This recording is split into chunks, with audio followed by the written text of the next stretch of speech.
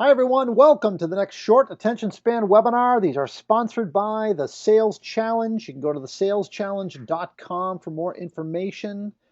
Kelly, how are you? I'm doing well, Bill. How are you? I'm doing well. You remember summer repeats? Remember that, Yeah. right? All summer long, I remember growing up that Batman repeats and Wild Wild West repeats and all these other. This is a short attention span repeat. This should have an Yep. R with parentheses around it because that's how we knew. Originally aired 1 year ago, Exactly. right? And it bears repeating.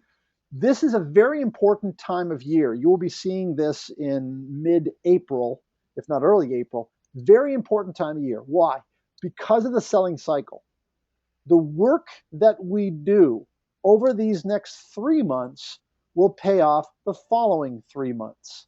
Okay? And Kelly, I've long said that the three most important selling months of the year are September, October, November.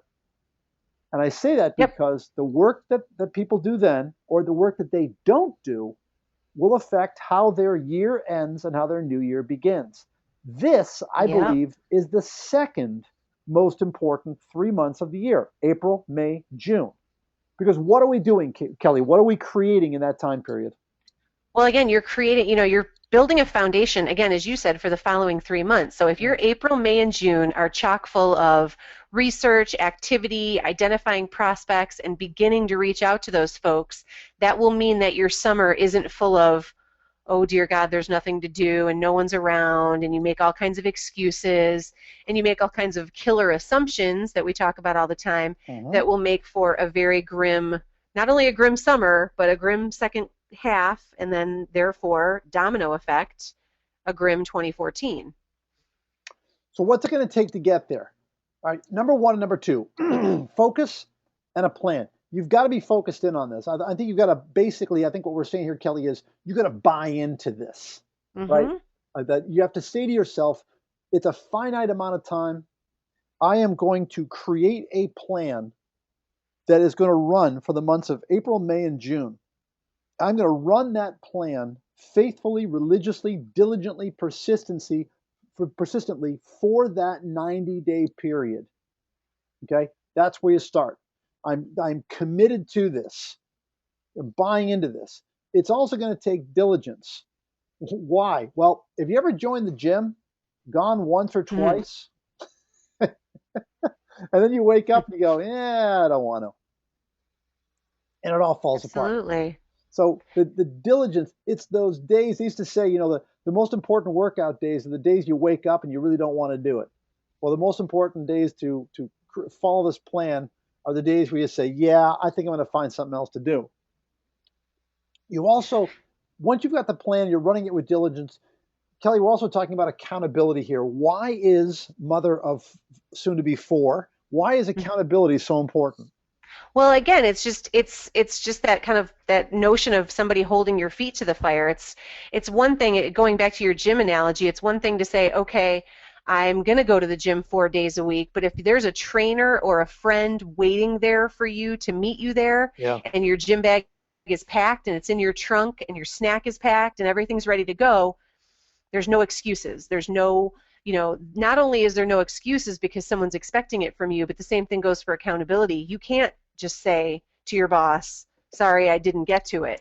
I mean, you have accountability to your coworkers, to all the people on the floor at your shop that are expecting the work to come in, to your customers, to whoever's at home, if there's somebody at home that relies on your income. So it's important to kind of remember all of that, everything, all the moving parts that are reliant upon your diligence and your hard work.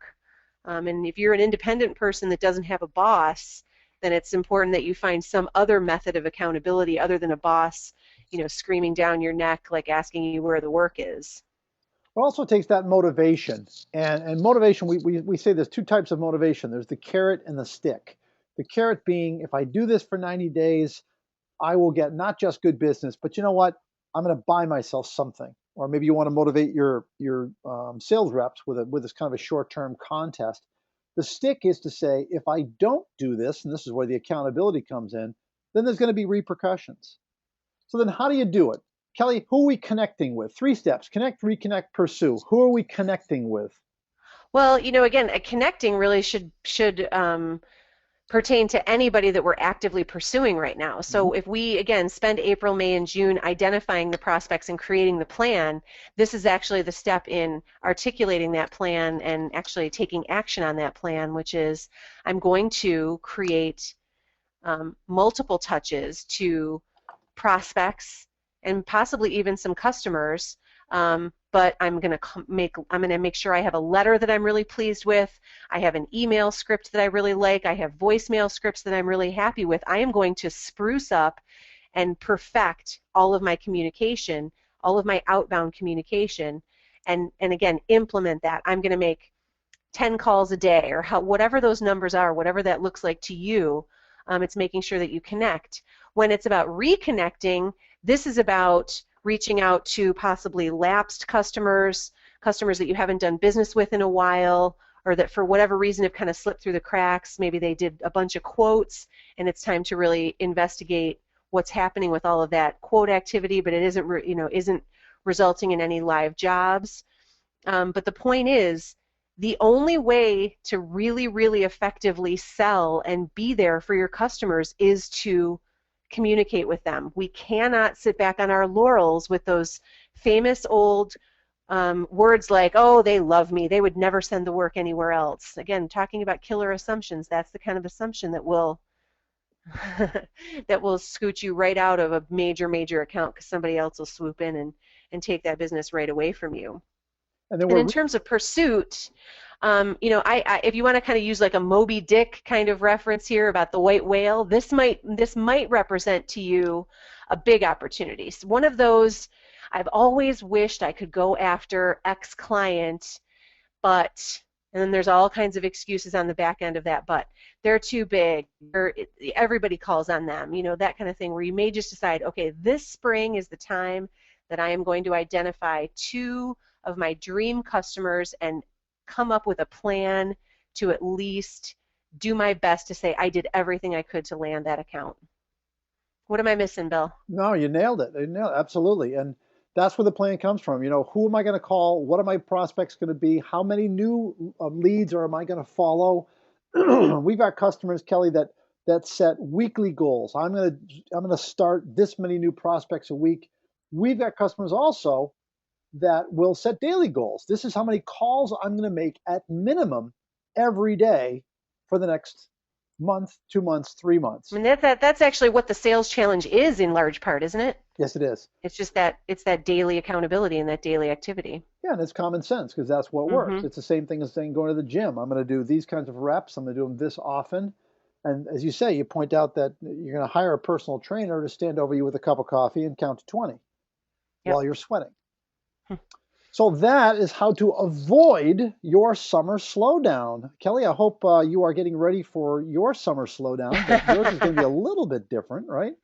Little bit. It's going to be fine. It's going to be a piece of cake. Yeah, let's go with that. All right. Well, listen, Kelly, thanks very much for your time. Great job. Thanks, Bill. And we'll talk to you all in the next short attention span webinar. Excuse me.